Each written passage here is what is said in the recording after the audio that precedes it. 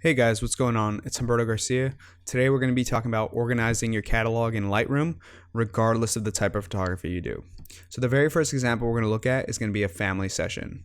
And basically what happens is I organize everything by year and month. So I have 2016, I have 2015, and we're going to look at December. So within December, I don't keep anything in the root folder. I immediately start off with 01 raw, 02 selected, processed, master, and output, and I'll be explaining what each of them is.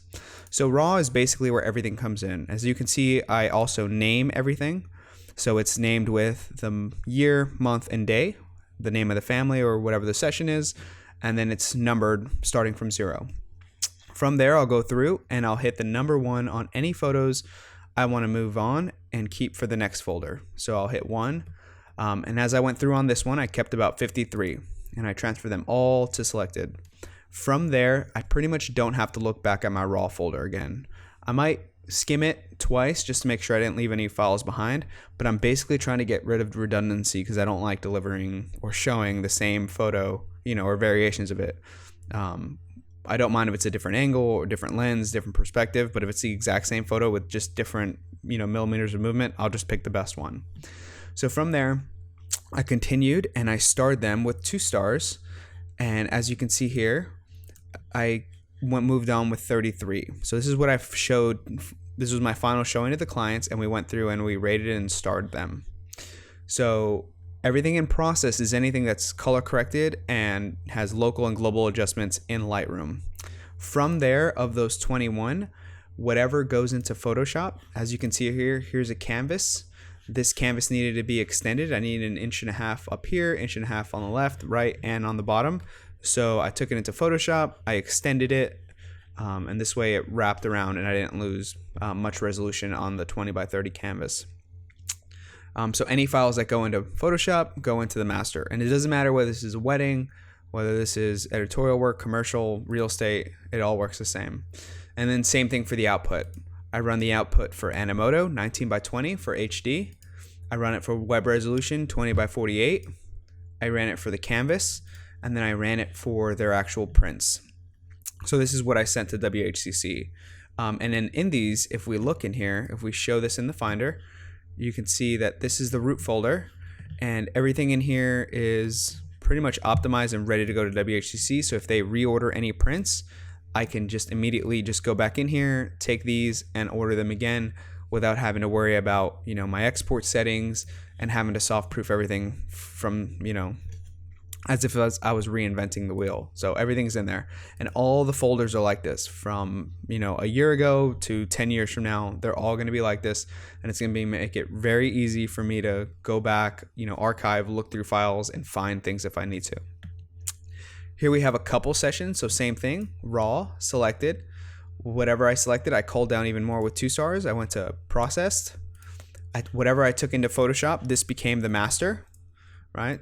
So I shot her by herself, then her husband came, I shot them together, and all of this is, either has a filter on it, has been taken to alien skin, Photoshop, or some sort of, TIFF or anywhere that would need something like that.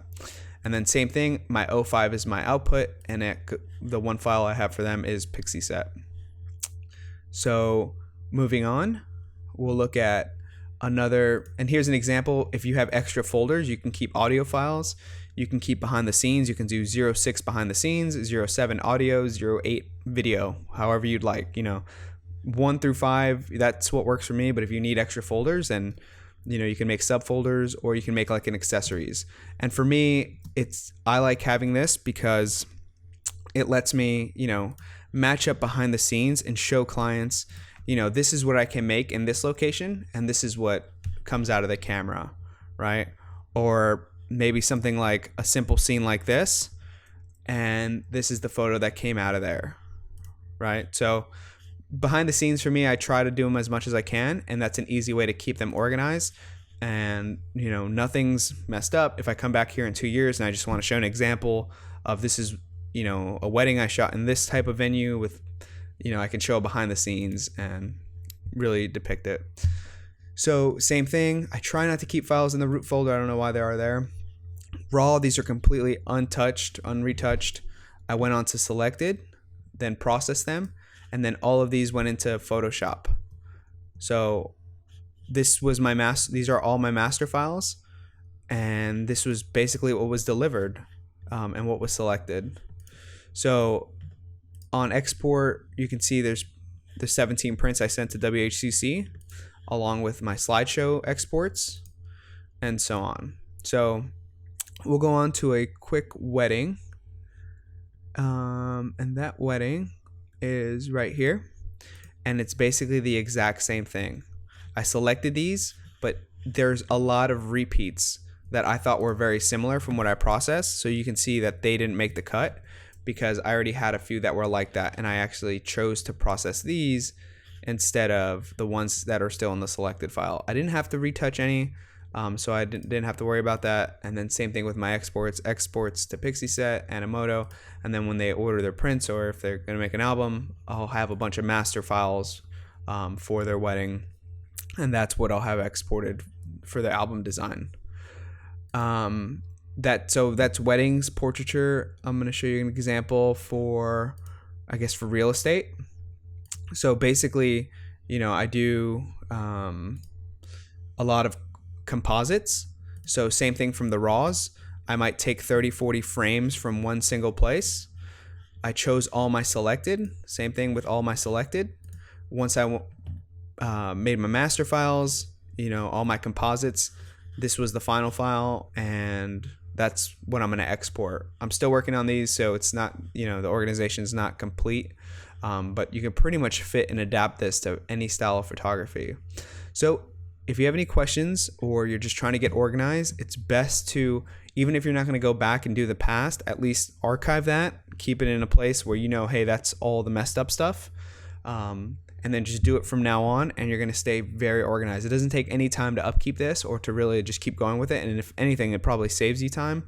But it definitely is a good idea to go back a few months and then reorganize everything to get caught up, and you'll probably thank yourself later in the long run, and it just causes a lot less headache and everything. That's it for now. I guess for the next one, I'll probably do something where I talk about how to back things up, Lightroom catalog backups, and so on. So thanks for watching, guys. Make sure to subscribe. And the last thing I'll say about this is, especially if you plan on scaling or working with multiple people or in an office setting where you have retouchers, multiple photographers, or maybe it's just a husband and wife team, this makes it so much easier for people to keep track of what's edited, what's cataloged, what process of the workflow is. If someone comes in and they see that only the raw folders are there, such as maybe like this wedding right here, only the raw file and raw folders there, then they know the next step is to go through and select their entire selection. So it definitely makes it a lot easier to work together. So make sure to subscribe, guys, and see you on the next one.